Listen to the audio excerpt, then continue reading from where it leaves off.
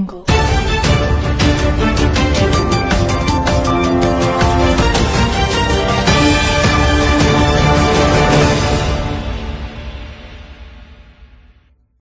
मध्ये स्वागत करतो। सध्या आपण छत्रपती शिवाजीनगर मानपूर विधानसभेच्या परिसरामध्ये आहोत।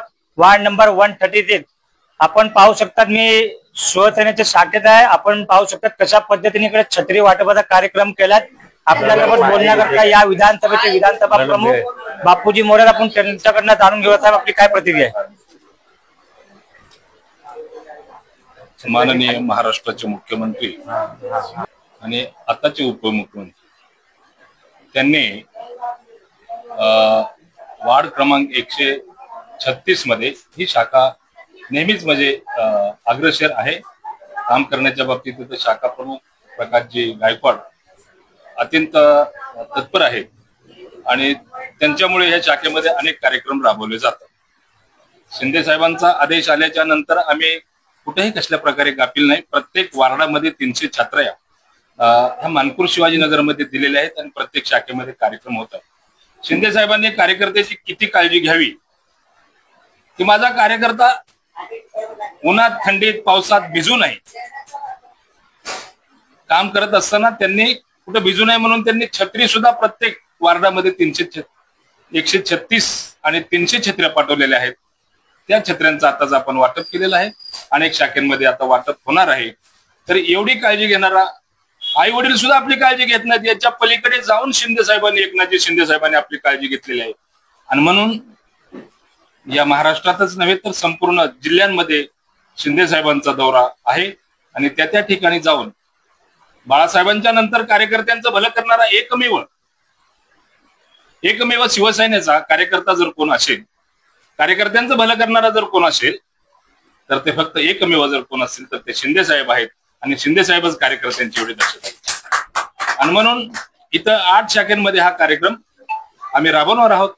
आज या ठिकाणी या वार्डातले सगळे जमलेले आहेत। आतापर्यंत 200-250 छत्र्यांचं वाटप झालेलं आहे। 50-50 छत्र्या राहिलेले ते सुद्धा माझा प्रकाश आपल्या सगळ्यांना वाटणार आहे। याची आपण दखल घ्यावी आणि त्या कार्यक्रमाला चांगल्या प्रकारचा प्रतिसाद दिल्यामुळे मी तुमचं सगळ्यांचं अभिनंदन करतो। आमचे रेपाळे साहेब त्यांनी छत्र्या पाठवल्या, संजय मोरे साहेब यांनी त्याची काळजी घेतलेली आहे। वेळोवेळी फोन करून मला सांगितलं छत्र्यांचं वाटप चांगल्या प्रकारे कर आणि तशा पद्धतीने मी ते छत्र्यांचं वाटप केलेलं आहे। या ठिकाणी भारतीताई आहेत, मोरेताई आहेत, महिला शाखा संघटक महिला शाखा प्रमुख आहेत, मंगलताई आहेत आणि सर्व शिवसैनिक या ठिकाणी जमलेले आहेत। मी परत एकदा आपण या ठिकाणी जमलात, पाऊस एवढा असताना सुद्धा आपण या ठिकाणी जमलेले आहेत म्हणून तुमचं मनापासून स्वागत करतो, अभिनंदन करतो। आणि ज्यांनी आता माझी जी बाईट घेतलेली आहे ते माझे मित्र इरफान खान या ठिकाणी आहेत म्हणून मी त्यांचं सुद्धा मनापासून स्वागत करतो। थोडक्यात जशा पद्धतीने आपण सांगितलं काही शिंदे साहेब प्रत्येक कार्यकर्त्यांचं ऐकून घेतात, पण या विधानसभेमध्ये सुद्धा अनेक प्रश्न आहेत जे प्रलंबित आहेत। ज्या पद्धतीने रस्त्यावरती खड्डे आहेत, येणाऱ्या दिवसात गणपती आहे, तर आपण आपल्या पक्षाच्या माध्यमातून तो प्रश्न कसा सोडवण्याचा प्रयत्न करणार? अनेक पदाधिकाऱ्यांना वगैरे सांगून मी तोंड वाजवून जर होत नसेल तर मी तोंडात वाजवायला सुद्धा कमी करत नाही। अशा पद्धतीने मी काम करून घेणारा माणूस आहे। त्याच्यामुळे मला काही त्याची चिंता नाही। आम्ही पत्रव्यवहार करू, ज्या ठिकाणी खड्डे आहेत त्या ठिकाणी ते खड्डे BMC ला बुजवायला लावू।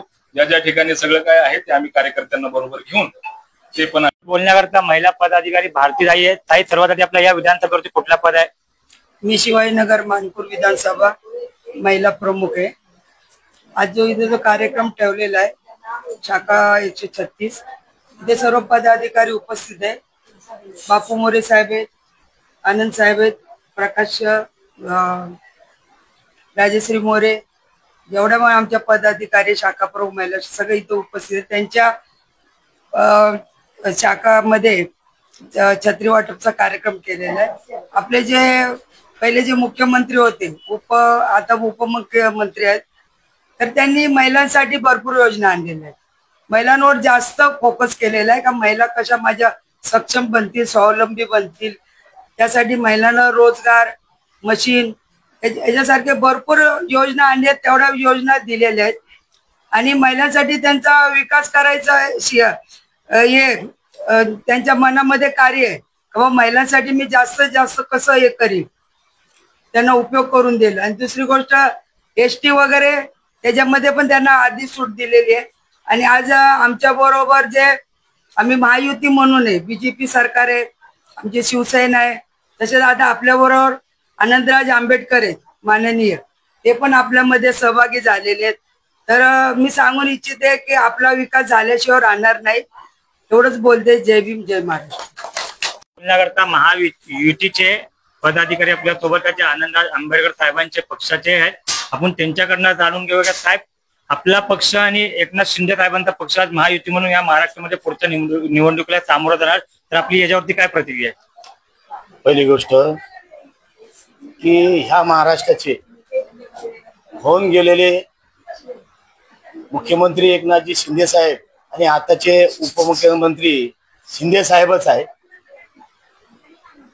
तर त्यांच्या या माध्यमातून, युतीच्या माध्यमातून जे त्यांनी आम्हाला जी हाक दिलेली आहे आणि त्या हाकेला आम्ही समोर जाऊन त्या युतीच्या संदर्भात आम्ही ती चांगल्या आणि एका मानाने, जसं आता तुम्हाला सांगतो की डॉक्टर बाबासाहेब आंबेडकर ज्यांनी संविधान लिहिलं, त्यांचे नातू आनंदरावजी आंबेडकर आणि शिंदे साहेब, कारण शिंदे साहेब हे ना जमिनीवरचे कार्यकर्ते, त्यांना माहिती आहे गरिबाची जाण काय आणि काय आहे.